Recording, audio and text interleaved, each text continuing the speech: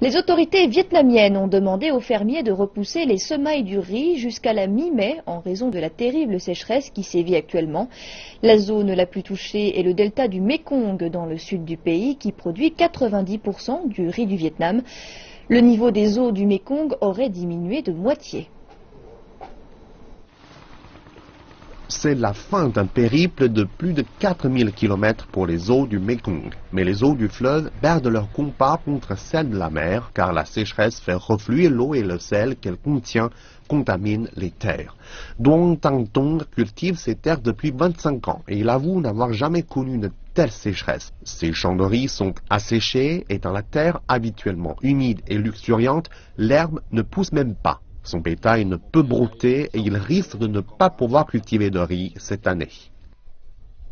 Nous sommes dans une situation très difficile. Le riz est notre principale culture et nous faisons pousser d'autres légumes. L'an dernier, nous avons fait 3 récoltes de riz. Cette année, je pense que nous n'en aurons même pas une.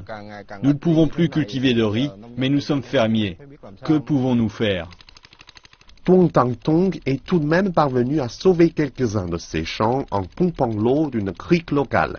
Mais l'eau y est polluée par le sel de l'eau de mer qui remonte à contre-courant. Même la promesse de l'eau de la source du Mekong en Chine s'évapore. Ces eaux ont atteint la Thaïlande il y a 3 jours, mais le niveau de l'eau a à peine varié.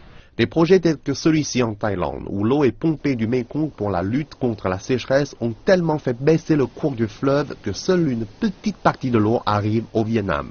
Les autorités ont vu le niveau du fleuve baisser de 40 à 60% dans cette province. Il s'agit de la pire sécheresse de l'histoire, et les archives remontent à plus d'une centaine d'années.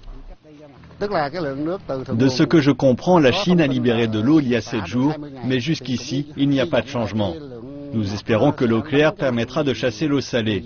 Mais pour l'instant, personne dans le delta n'a constaté de changement. Cela ne ressemble pas à l'idée que l'on se fait d'une sécheresse. Le fleuve et ses affluents semblent normaux, mais ces eaux ont été empoisonnées et ne parviennent plus à étancher la soif de la terre.